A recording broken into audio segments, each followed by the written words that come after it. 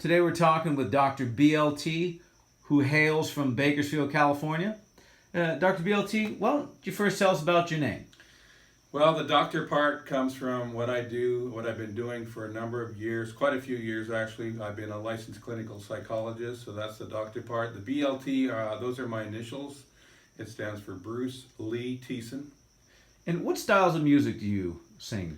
Well, I'm kind of all over the map, like I'm probably best known in the Bakersfield circles for my country music. However, I've done some rock and some Americana, even dabbled a little bit into some R&B rap stuff, although I wouldn't exactly call it your hardcore street rap. And we'll talk a little bit about more, but I understand that you're also quite a prolific writer of Christmas music. Love Christmas. I love writing songs. When the season rolls around, my creative juices get flowing. Now, I heard a rumor, and correct me if I'm wrong, but Buck Owens once compared you, or called you, the new Johnny Cash. Tell us a little bit about that. Well, it was when I was living up in Sacramento, and I had previously lived in Bakersfield. That's where I met Jim Shaw, one of the Buckaroos in the 70s. He played the keyboards, and he heard about a song I had written about Buck Owens called "The Buck Stops Here."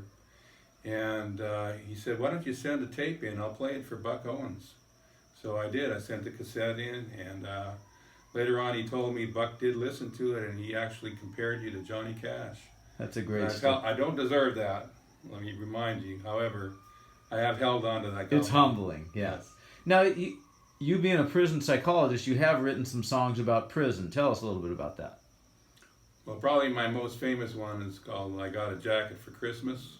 I released that last year. That was on one of my Christmas albums, Whole Lot of Jolly. And can that be found on Spotify? Absolutely. Okay. And what did that song talk about? Well, it's about, a jacket, someone receiving a jacket, in other words, a prison record for Christmas. Okay. Now, you do have some more versatility.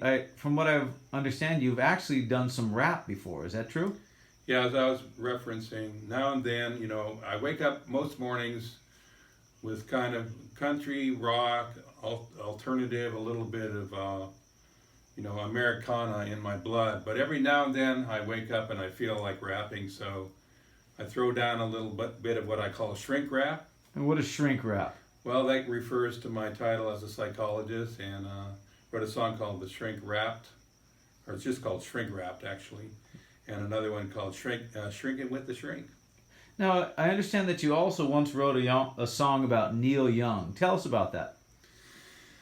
Well, actually, Neil and I released a song right after 9/11 that had the same title.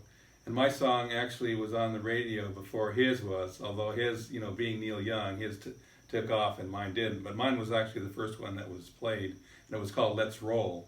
And I understand that there was a music critic out there who put your song in his year-end top songs. Tell us about that.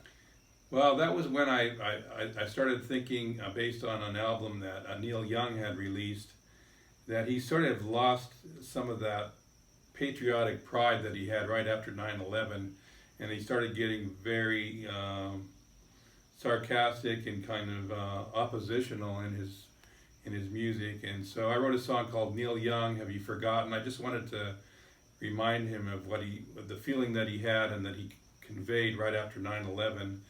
And that's the song I think you're talking about. And that song ended up on a year-end chart. Tell us about where it placed. It was number 6 on Al Barger's list of the best rock songs of 2006. And tell us the irony of the fact that your song came in 6th place.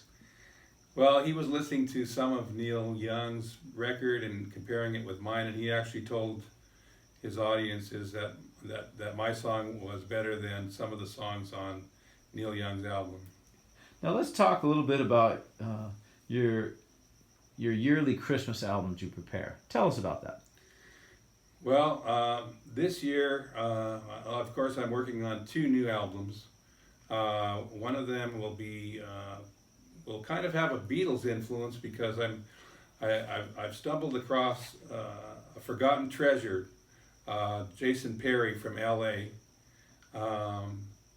He is a one-man band and a brilliant, brilliant producer, and so he's producing my new CD, which will be released in August. And what is that called?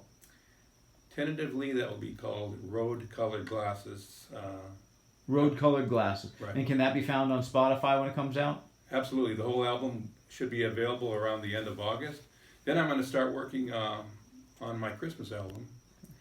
And that will be full of surprises. There'll be some sort of fun, lighthearted Santa Claus type of songs, just jolly and, you know, conveying the joy of the season, and then some more songs about, you know, Bethlehem and the Christmas story and things like that, and just a wide variety, mostly within the Americana sort of country and rock genre. Okay. So your listeners can go to Spotify and find some of your most recent Christmas albums. Is that correct? Spotify or iTunes, Amazon, it's all over the place. Okay. Well, thank you for taking the time with us today. My pleasure.